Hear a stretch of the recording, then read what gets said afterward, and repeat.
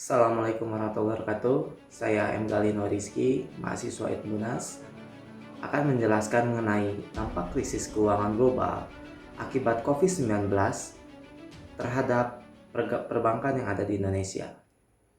Wabah penyakit coronavirus atau yang disebut dengan COVID-19 yang mulai merebak pada tahun awal 2020 tidak hanya menimbulkan krisis kesehatan global, tetapi juga memicu krisis ekonomi dan keuangan di berbagai negara, termasuk di Indonesia. Pembatasan aktivitas masyarakat, gangguan rantai pasok, serta penurunan aktivitas ekonomi secara drastis berdampak langsung pada stabilitas sistem keuangan. Sektor perbankan sebagai tulang punggung sistem keuangan nasional menjadi salah satu sektor yang paling terdampak oleh krisis keuangan global akibat pandemi COVID-19.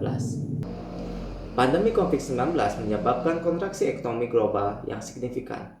Banyak negara mengalami resesi akibat penurunan konsumsi, investasi, perdagangan internasional. Pasar keuangan global mengalami volatilitas tinggi, ditandai dengan pelemahan pasar saham, arus modal keluar atau capital outflow, serta desperasi nilai tukar di negara-negara berkembang.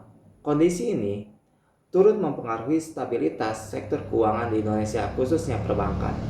Dampak terhadap perbankan di Indonesia. 1. Penurunan kualitas kredit. Salah satu dampak paling nyata dari pandemi COVID-19 terhadap perbankan di Indonesia adalah penurunan kualitas kredit. Banyak debitur, baik dari sektor usaha maupun individu, mengalami kesulitan membayar kewajiban kredit akibat penurunan pendapatan. Hal ini menyebabkan peningkatan resiko kredit bermasalah atau non-performing loan di perbankan. 2. Perlambatan penyaluran kredit.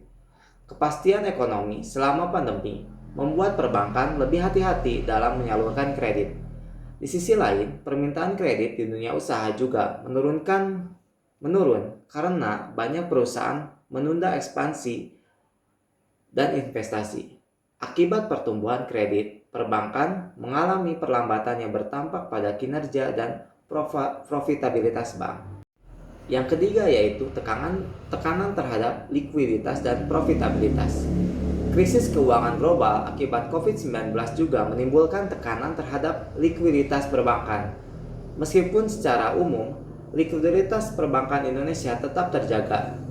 Penurunan pendapatan bunga akibat restrukturisasi kredit dan penurunan aktivitas ekonomi menyebabkan laba perbankan menurun. Profitabilitas bank tertekan seiring meningkatnya biaya pencadangan kerugian kredit. Yang keempat yaitu volatilitas pasar keuangan. Fluktuasi nilai rupiah dan pasar keuangan global turut mempengaruhi kinerja perbankan, terutama bank yang memiliki exposure terhadap valuta asing dan pasar keuangan internasional. Volatilitas ini meningkatkan resiko pasar yang harus dikelola secara lebih hati-hati oleh perbankan. Adapun kebijakan dan respon pemerintah serta otoritas keuangan. Untuk menjaga stabilitas sistem keuangan, pemerintah Indonesia bersama dengan Bank Indonesia dan Otoritas Jasa Keuangan atau OJK mengambil berbagai langkah kebijakan. Salah satu kebijakan penting dalam program restrukturisasi kredit bagi debitur yang terdampak COVID-19, kebijakan ini bertujuan untuk meringankan beban debitur sekaligus menjaga stabilitas perbankan.